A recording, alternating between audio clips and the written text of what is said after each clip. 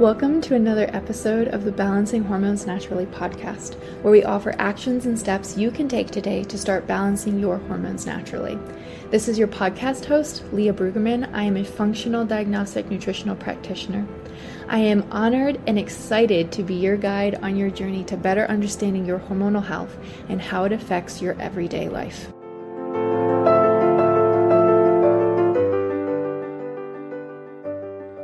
You guys, I'm so excited for this guest speaker. So she's a repeat guest speaker, repeat podcast guest, and I think she's the first repeat podcast guest we've had. But that's because she's that awesome. So we brought Dr. Angie Mueller back on to chat about pelvic floor, and we actually did this as a Facebook Live. So if you hear me answering questions or people asking questions and you're like, where did all these questions come from? That's where they came from. They're from the Facebook group. So I was answering them as we were live. So if you have any questions, please feel free to let me know. The Hormone Reset program is open for enrollment. And this is the last time it's going to be open this year. So it's not going to come back for another 8 months. It's not going to be back until 2023 sometime, because I'm going to go on maternity leave after this. Which is going to be awesome. So this is literally the most cost-effective way to work with me. So I have my one-on-one clients, and then this is the group program, and these are your foundations that you need to build. Everybody needs them to be built, because if you're like following these podcasts and you're like, this is amazing, but I need more of like a step-by-step, then this is for you, okay? So you get your modules dripped out to you every week. You get my eyeballs on your health. You get live group coaching calls. We're actually going to have weekly live workouts as well, because Caitlin York, who is our fitness coach, who programs workouts with your cycle, which you do have access to, is going to be also doing live weekly workouts, so you can get critiqued and just have somebody to work out with, which is fun to have that accountability as well. And then we're also bringing on some pretty cool guest speakers. So one of your guest speakers for the Hormone Reset is actually Dr. Angie Mueller. So she's going to come on and she's going to give you some things that you can do, not just education about your pelvic floor, but things that you can actually start doing to start seeing those results. So really excited to have her on. So if you are interested in the Hormone Reset program, please go to the link in the show notes and join, save your spot. So we only have so many spots. We close Tuesday evening. So if you're listening to this on Monday, when the podcast comes out, we close Tuesday. So you don't have all time to like think and snooze about it. There is payment plan options. If you have questions, please reach out. I want you to feel confident about your decision. So please definitely reach out and ask all the questions and all the good things. Okay. When people comment on StreamYard, it doesn't let me see their names. And so it's frustrating because it just says Facebook user. And I'm like, who are you? Right. Okay, so we are live. Ladies, this is Dr. Angie Mueller. She is a pelvic floor therapist, and she's awesome. Before we even dive like super in, I just want to like clarify, like pelvic floor therapy certified, like specialized versus like therapist, because we got a slight tangent here, but I saw one of my friends was like, oh my gosh, there is a pelvic floor therapist that has prenatal workouts. And I was like, really? And so I pulled up her workouts and I'm like, let's see what this is about. And 3 seconds in, I was like, yeah, I can't do this. It's like in a lunge, do a Kegel, in a squat, do a Kegel. And it was like all this stuff about Kegels. I'm like, well, I know from working with you, that's not what I need to be doing. So right. I went on her website and I was looking, and Seb, my husband, who's a physical therapist, was like, check and see if she's pelvic floor therapy certified or she just has taken a pelvic floor therapy course. And he was right. Like, she wasn't certified in pelvic floor. She just had taken a class in it. She was a physical therapist. So I thought that was interesting. Could you tell me a little bit about that? Because you have to go on to specialize in pelvic floor, don't you? If you want to be good at it. Yeah, absolutely. There's so many different levels of specialization in the realm of physical therapy. So to be a physical therapist nowadays, you get a doctorate degree. And then with just a physical therapy degree and license, you know a little bit about everything. And so beyond that, to really become a pelvic floor or women's health specialist, you then need to take further certifications after you've graduated. And so just like a weekend class is definitely not enough. So the American Academy of Physical Therapists is one of the organizations that you can get certified through. But there's several other ones as well. And there's different levels of certification too. And so, yeah, getting as much knowledge as possible is really critical. The other thing that's very key in specializing in women's health and pelvic floor therapy is that you have a mentor, which is tough to find sometimes. Yeah. So, somebody who's currently practicing and can really mentor you, and you can share patients and, go back and forth like that is really important as well. That makes sense. Ladies, if you're on, please comment if you have ever been to pelvic floor therapy, you've ever considered it, like don't know if you need it, all those things. So Dr. Angie can answer your questions. Okay, so where do I want to start with this? So, okay, how to choose a pelvic floor therapist? Could we start there? Like, how do you even know, like, let's say you were going down the Google rabbit hole, Dr. Google, and you were like, okay, I feel like my issues could be helped by a pelvic floor therapist. How would you know, like, let's say you have painful periods, or you have endometriosis, or you have pain with sex, or you have leaking when you sneeze or when you cough, or just constantly feeling like you need to pee all the time. Right. And Dr. Google says, go to a pelvic floor therapist. How do you know, like, if you're going to be getting like the help that you need? Because I feel like there are a lot of pelvic floor therapists out there, and I've heard from a lot of women, they're like, I did my protocol and I didn't see squat. So like pelvic floor therapy doesn't work. So could you talk to me about that? Absolutely. That's actually a tough question, because you kind of have to go to the physical therapist before you can answer that. So you have to test them out. If you go to the physical therapist and they only talk about doing Kegels and just hook you up to a biofeedback machine and watch you contract and relax your pelvic floor, that's pretty standard physical therapy nowadays, and it's not effective because it only addresses the voluntary muscle fibers of the pelvic floor. So your pelvic floor is actually primarily involuntary. So 80% of the muscle fibers of your pelvic floor, we have no voluntary control over. And so the typical physical therapy that trains you in voluntary pelvic floor contractions, also known as a Kegel, is really only accessing 20% of your pelvic floor muscle fibers. The pelvic floor also cannot be isolated. It is part of a bigger system, and it's part of your entire body. So to access those involuntary muscle fibers of the pelvic floor, you have to elicit reflexes to trigger that involuntary muscle activation. And the reflexes are breathing and posture. So your pelvic floor therapist should immediately, day one, start talking about your breathing and your posture. You should be getting whole body exercises. And Kegels are something really you don't need to talk about until much later on. So they should be looking at the how your pelvic floor muscles are working with your abdominal muscles, with your respiratory muscles. They should be looking at your spinal position and your pelvic position.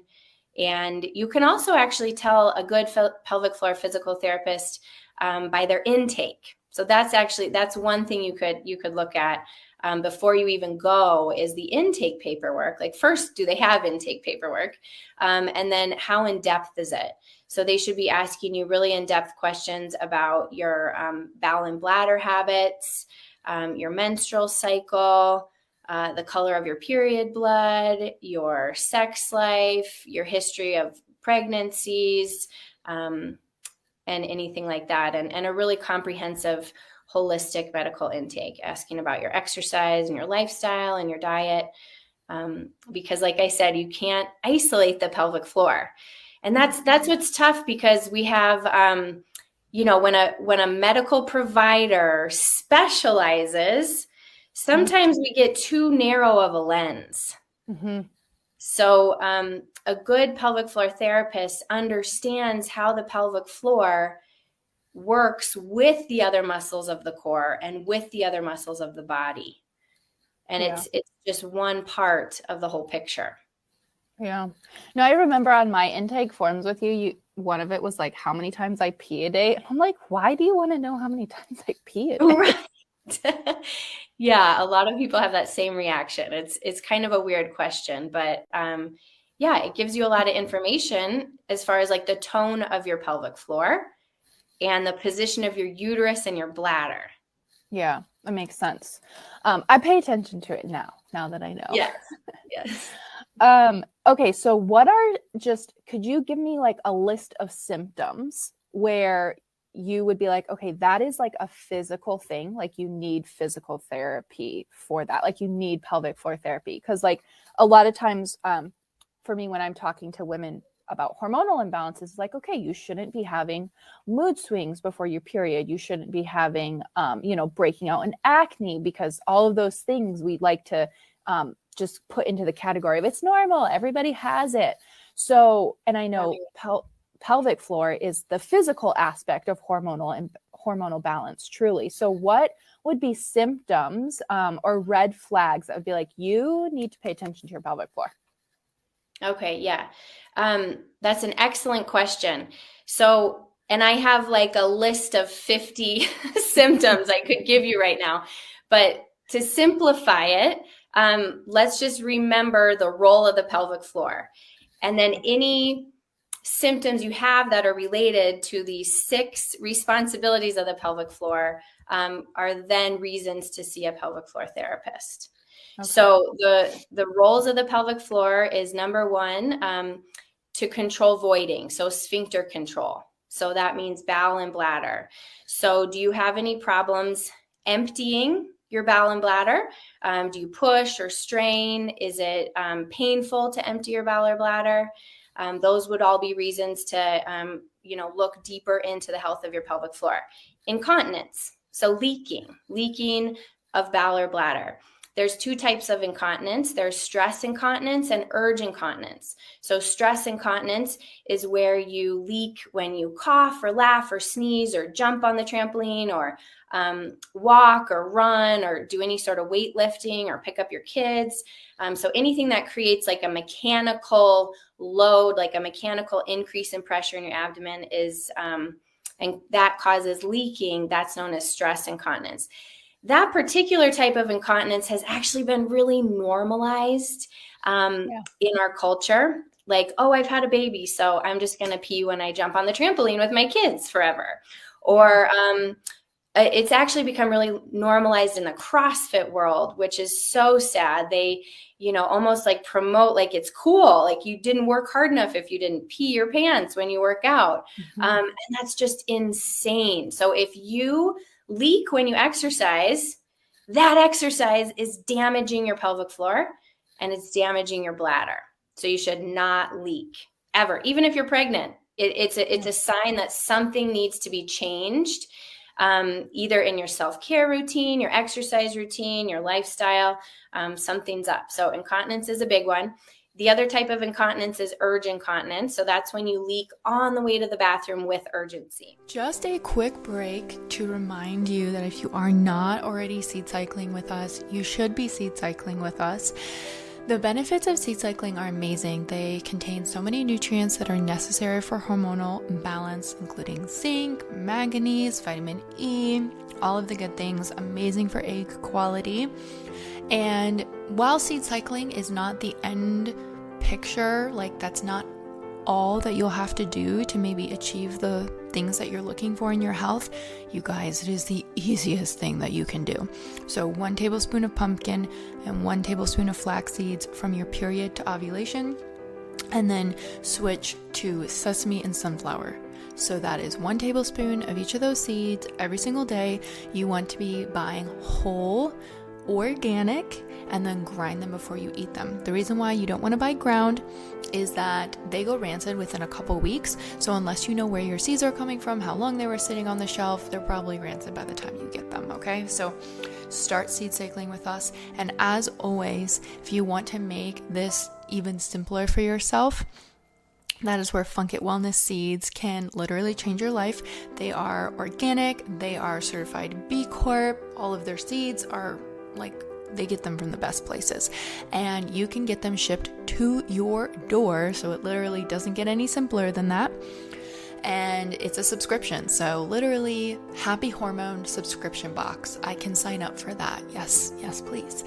So you can get yours shipped to your door. Right now, they're only in the US. So if you are outside of the US, I apologize. But if you are inside of the US, take advantage of the flash sale that they have going on. You can use code LEAH, LEAH 20 to save 20% off of your order. And you even save already on your subscription. So I love seed cycling, but I will say that sometimes it can get hard to stick to because it's hard to find quality seeds, and sometimes I forget to grind them and then I don't get my seeds in for the day. So Funk It Wellness makes it super simple. Literally, they're shipped right to my door. They grind them right before they ship them, so I know that they're not rancid. They have certified B Corp companies that they get their seeds from, so they're super high quality. They're organic. So yeah, I'm much more consistent with my seed cycling now, thanks to Funk It Wellness. And that's typically a little bit more related to your level of hydration and the tone of your pelvic floor muscles.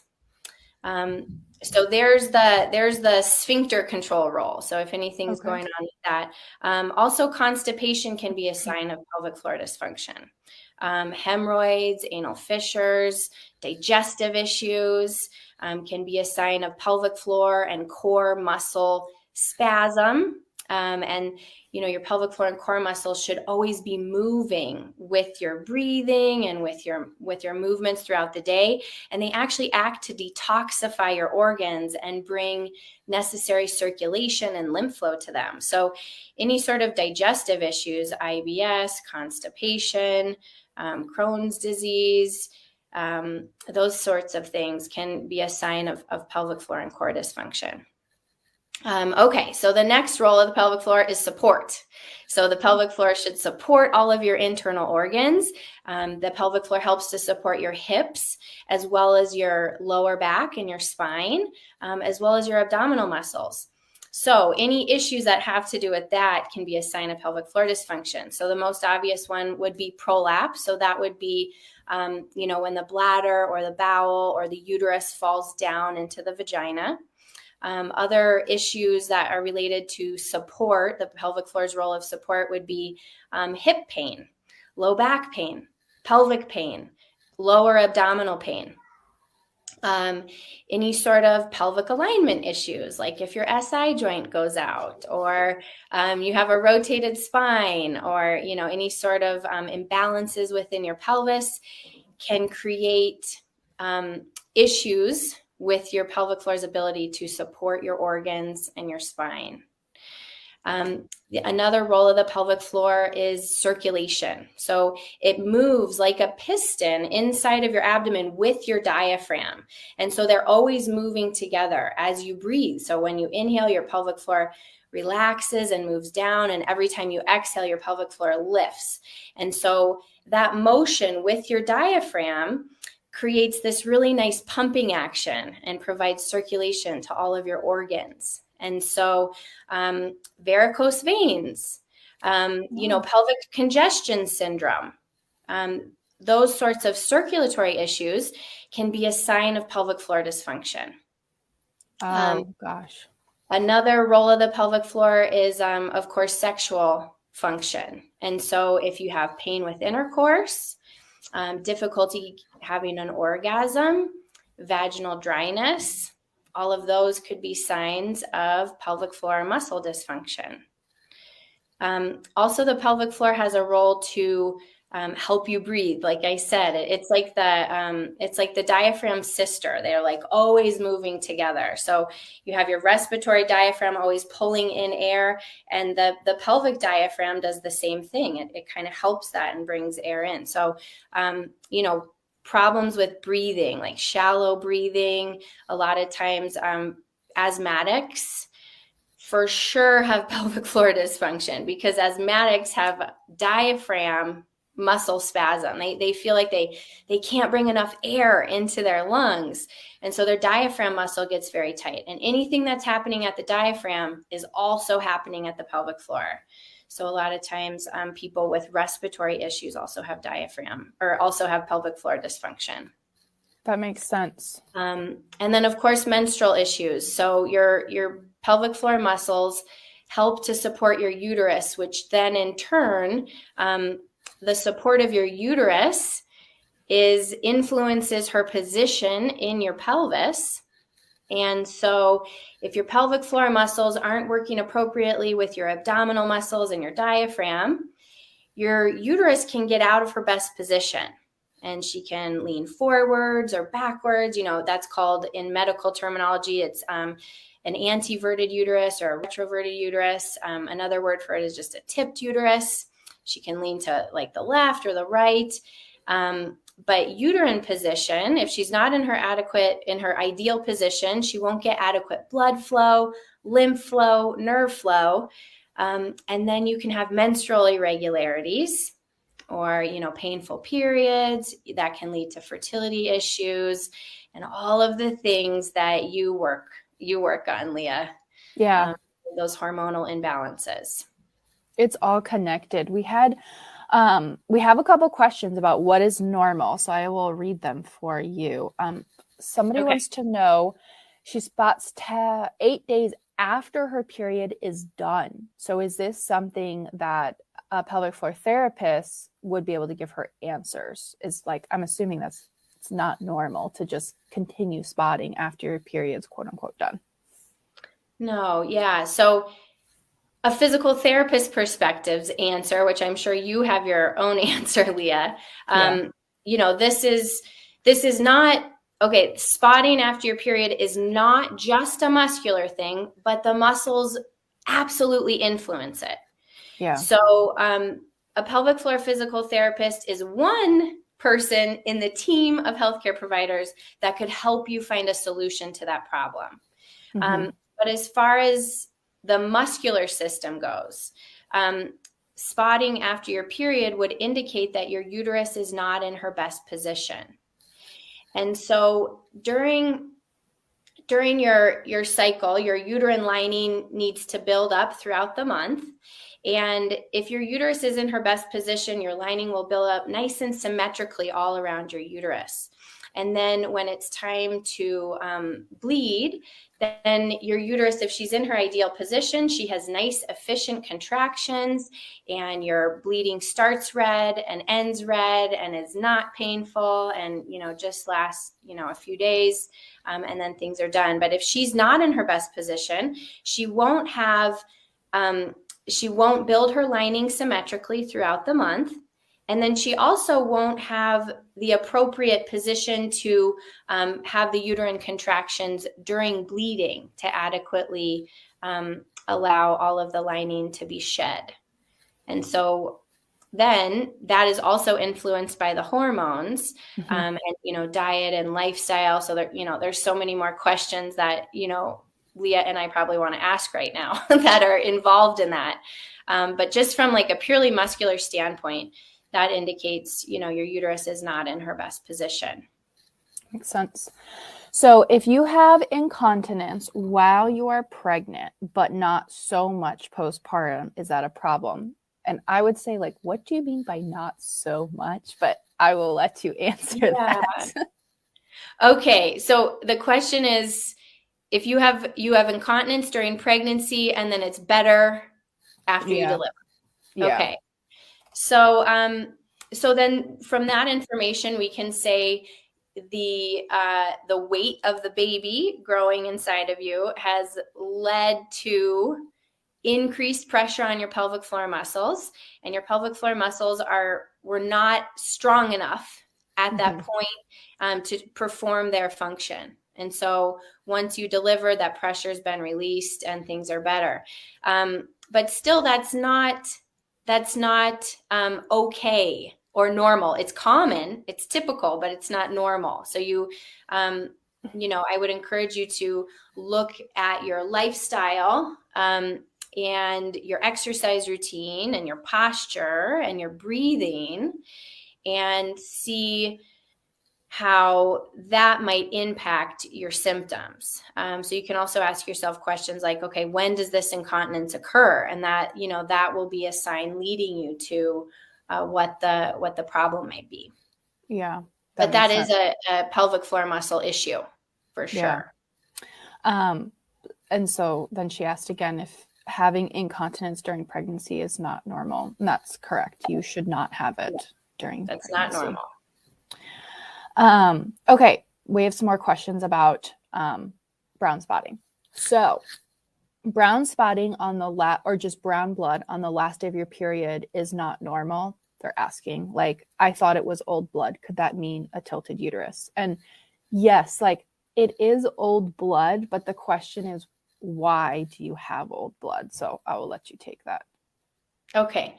Why do you have old blood? It's because the uterus is a muscle. So she's a muscle. So she didn't adequately contract to shed all of the blood. And so some of the blood stayed inside the uterus and then oxidized. So brown blood is just old blood. And so it absolutely should end red. And I know that sounds crazy because like my whole life until, probably like 7 years ago, I started brown and I ended brown, and my cycles were all irregular. And I just was like, how could you possibly, when I heard, and I heard this whole idea about, the importance of the position of the uterus and how you should, start red and end red with your cycle. I truly also was like, this is crazy. How is that even possible? Like some girls are just lucky, but like some girls just don't have that. But truly, after truly positioning your uterus with these protocols that I teach, which is an abdominal massage and very specific breathing and postural techniques, when your uterus is in her best position, yes, your period starts red and ends red. Yeah. And brown blood is also really associated with your progesterone levels as well. So like, you need to make sure that you're doing everything in tangent, which is why like I love when people come and do the physical side as well, because nutrition, I can't center your uterus with the foods that you're eating. Right. Absolutely. Yeah. It's this team approach, Leah, is so important. Is so important. Yeah. Absolutely. Makes such a difference. Yeah. Okay, people are bringing in the questions. Okay, so this is a good one. My flow always stops on day 4 of my period, and then it starts up again on day 5 every time. Is that a progesterone issue or is that a positioning issue? Yeah, I think, possibly it could be both. Yeah.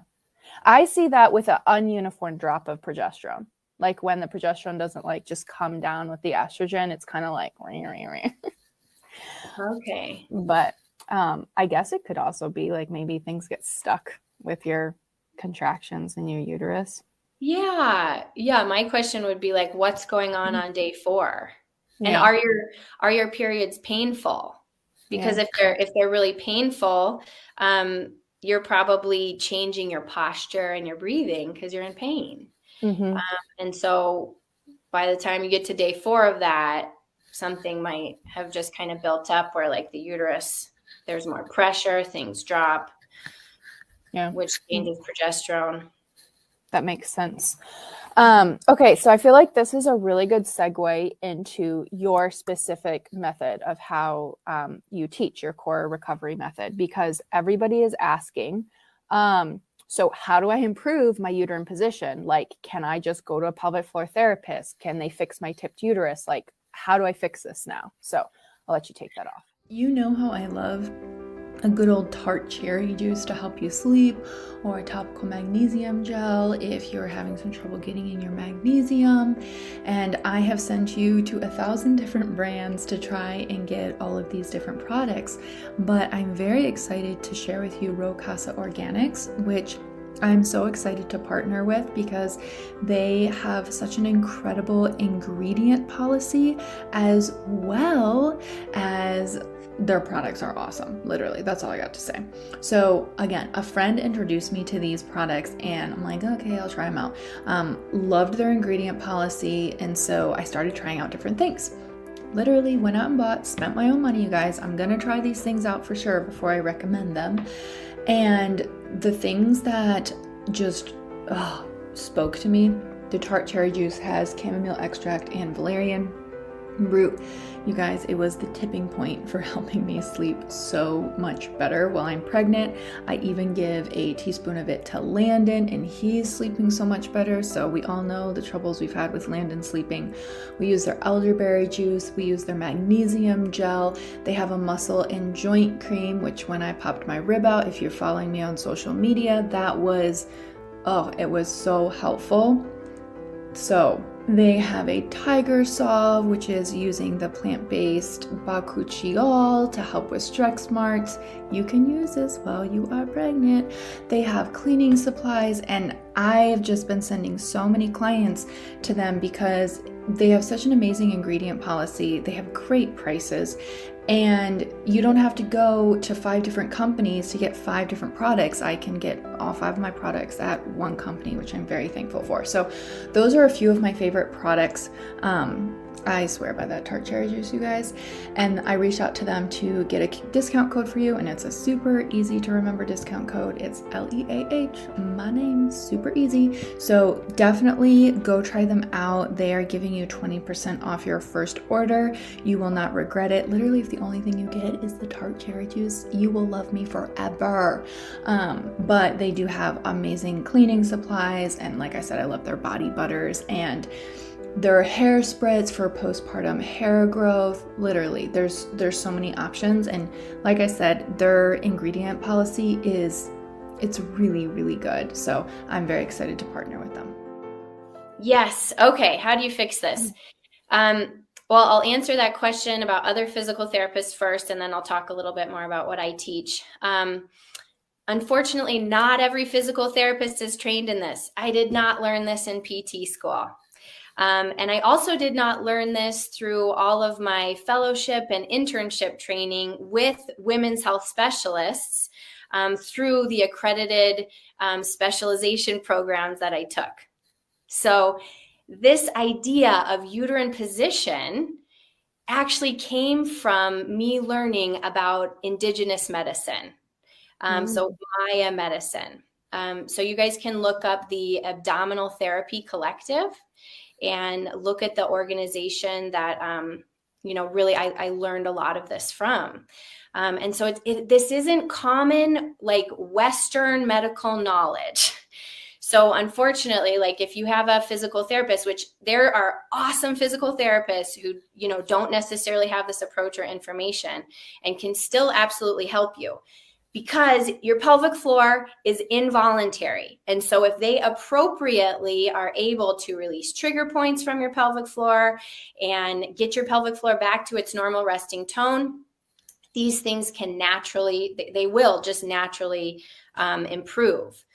But anyways, back to kind of like my method and how I learned this. So, I first figured out the importance of uterine position through actually a nurse practitioner that I was working closely with. We shared a lot of patients, and she practiced a lot of indigenous medicine, so Mayan medicine and Native American medicine, and she did a lot of spiritual healing and brought that into her Western women's health practice and used a lot of herbs and was very holistic.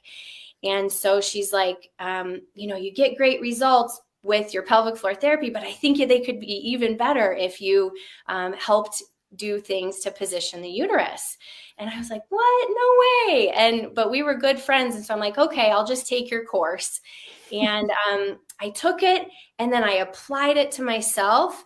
And then it was like a game changer in my own body. And then, of course, I started teaching all of my patients this. And so what I'm talking about right now is just a self-abdominal massage that positions your uterus. So you position your uterus yourself. And this was an absolute game changer for my pelvic floor patients. They needed fewer sessions. They weren't reliant on me releasing their pelvic floor muscles. And I discharged patients a lot sooner. They weren't coming back to me as much. And so that was huge. So I started to realize, okay, this is so important, the position of the uterus. And now when you position it with just your hands, with just a massage, it's this very passive method. And it actually takes, when you're just doing the massage, it takes usually like 3 months to start seeing a result. Because, you position your uterus once with the massage and then you go about your day and, you do your typical thing, and we're always against gravity. And so just being upright brings your uterus down. And so I started thinking there has to be something more. There has to be something more active to position the uterus. So, and then in my research, I found a method out of Spain called hypopressive training. And so I learned this postural and breathing method that actually lifts and centers the uterus through eccentric activation of all the fascial planes in the body and specific breath training. I studied in Spain for a couple months and continued taking courses on this. And by the way, these aren't physical therapy courses. These are just kind of like other alternative methods that I'm seeking out because typical physical therapy doesn't always do the trick. So anyways, with the hypopressive training, this was the final key. This is the active exercise-based way to position the uterus. So when I started then bringing in the hypopressive training into my treatment protocols with these patients, they were getting better like in a couple weeks. Seeing changes like almost immediately, which sounds insane, but like after a session of breathing like this, they start to notice like changes in their posture and just like the lightness in their pelvis and how things just like feel and move. And so putting these two methods together was really truly the game changer. And this combination of these two methods is what allowed me to do virtual pelvic floor treatments. Which that's like the crazy thing, that it's like, how the heck can you treat my pelvic floor virtually? And yes, of course, it's nice to be able to have, hands on somebody. So here's a little side note about like the first question you asked, Leah, is how do you know if you have a good pelvic floor physical therapist? If you're seeing them in person, okay? If you're seeing them in person, they should touch you. They should put their hands on you and assess you and release your muscles. And like, they should be working on your body with their hands.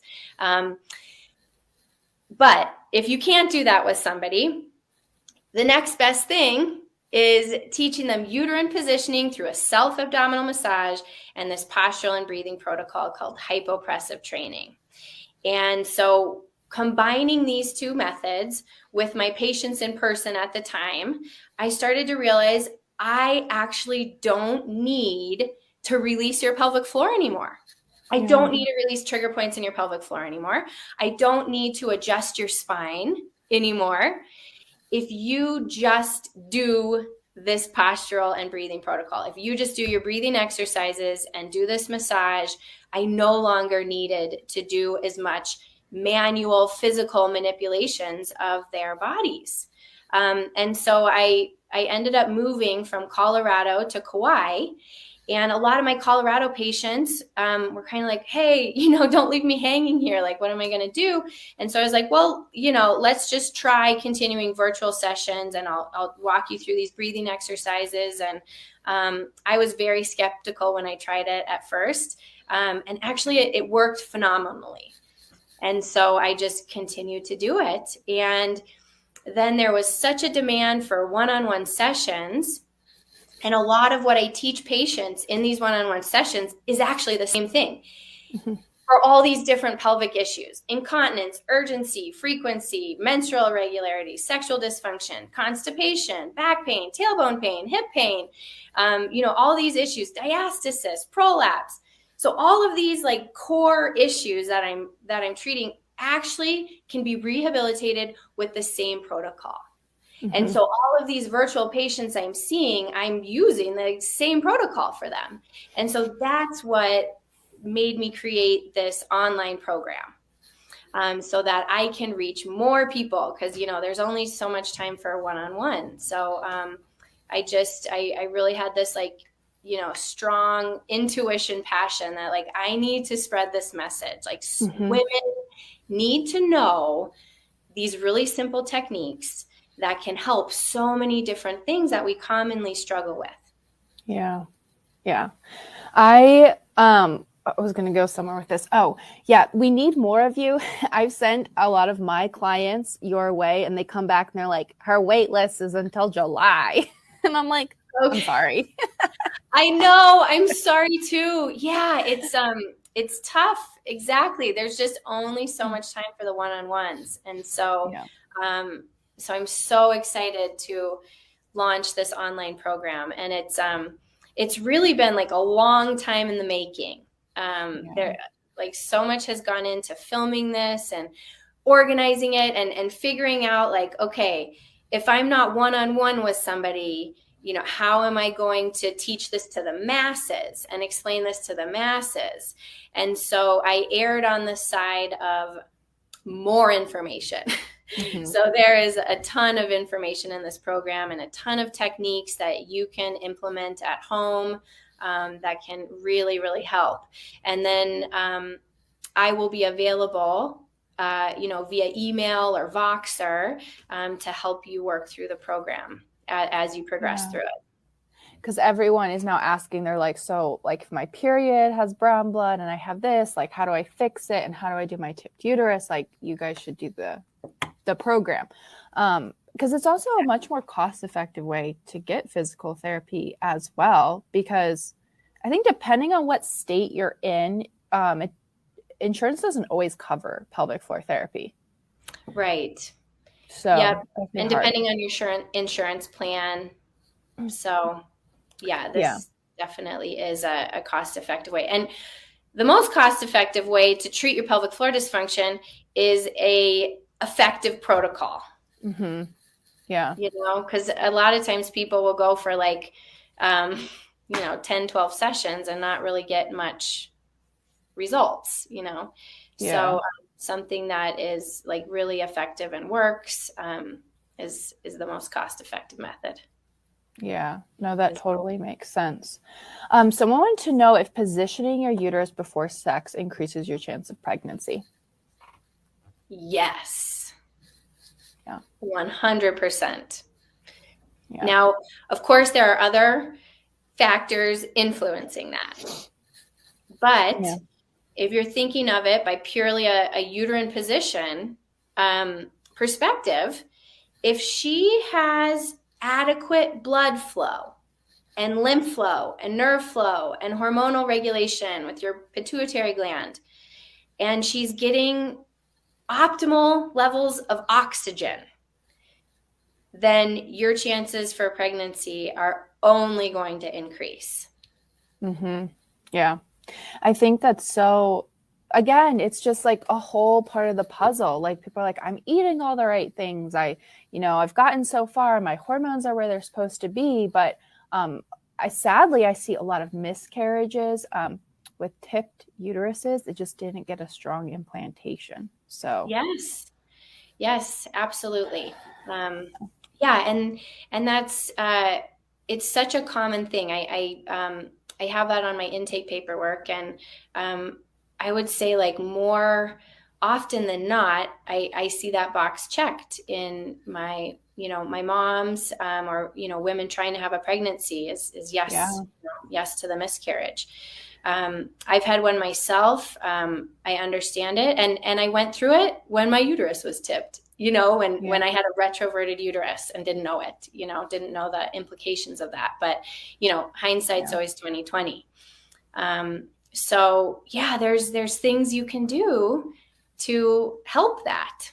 Yeah. Set yourself up. Like, I think that sometimes we wait for things to happen. Like, well, like, we're going to go into our pregnancy and I'll see if I have issues postpartum. And it's like, let's be preventative. So you have less issues, you have better pregnancies, you have better labors. It's so important. Absolutely. Yeah, absolutely. Yeah. I always think of like, we want to create an environment for healing and wellness within the body, and so it's not just exercises and muscle and fascia and stuff. It's like we have to think of the whole environment, the physiological environment in the body will also, result in optimal muscle function and, hydration of that white connective tissue that supports your uterus. Yeah. It's so important. So your online program is launching in like the next week or so, right? Yes. It has been, delayed a little bit. There are other things that are, playing into this. I have an amazing tech guy that actually just had a baby, which is wonderful, but had to take a little bit of time off. And so I'm still very hopeful for a May launch. I'm so close. So it's coming. It's almost like I jinx. I'm like, I shouldn't jinx myself and say it's like this date. But it's so close. It's going to be, if not this month, very early June. There's just a few little finishing touches. I just got to make sure, everything works and the website is finished up. And then I'll be announcing the launch. That's so perfect. I'll make sure I put Angie's info for you guys. So you can know as soon as that launches and save your spot and all that good stuff. Yeah, excellent. And if you send me an email, I will add you to the notification list. So I'll announce this on Instagram, and I'll also send out, a mass email to my email list. Sounds perfect. Thank you for listening to today's episode of Balancing Hormones Naturally. If you found this helpful, I would love for you to share it with a friend and post it on your stories and tag Balancing Hormones Naturally podcast so we can get this message out. You can find me on Instagram at Leah_BRUEG, and I would absolutely love to hear from you.